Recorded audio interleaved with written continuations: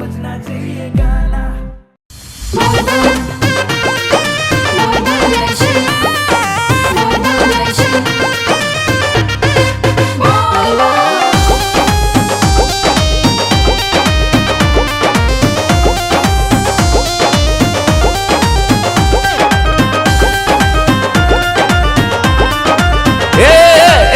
यहाँ के का भाई इका का बताई हम गाजा पी के बहक पियावा बीच रे डगरिया में सुतेला।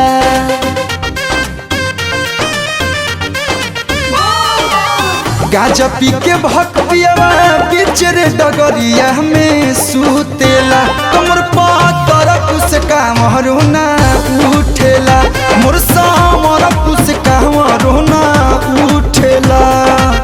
ए बम जी ऐसे काहे कहतानी का भइल ई ना पूछ के का ना भइल ली है सुनी कि देही में दम है ना पिए में कम है ना गाजा भांग तुरते सलहट जाता हो।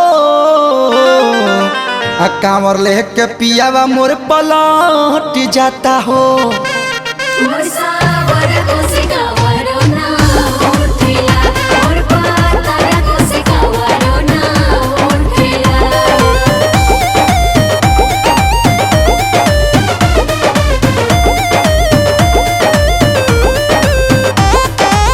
देवरो भी नहीं खे की देती जल ढार हो एक के लेके ओनी हो के लाचार हो।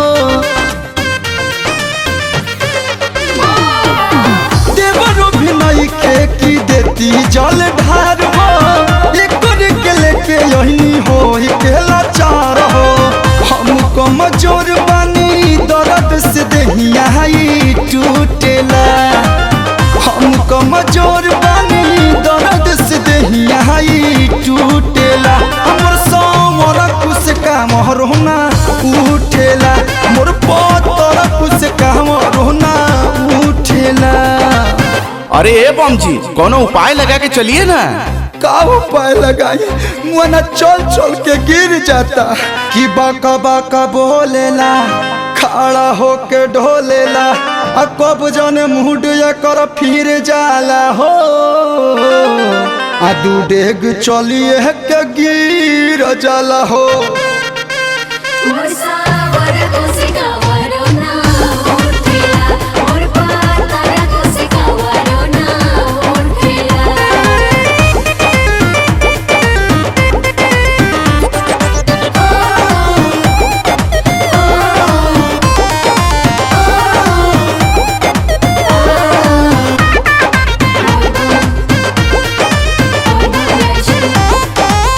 कलु सरगम के हम कतना समझाई मन करता के बीच रहे गहरियाई।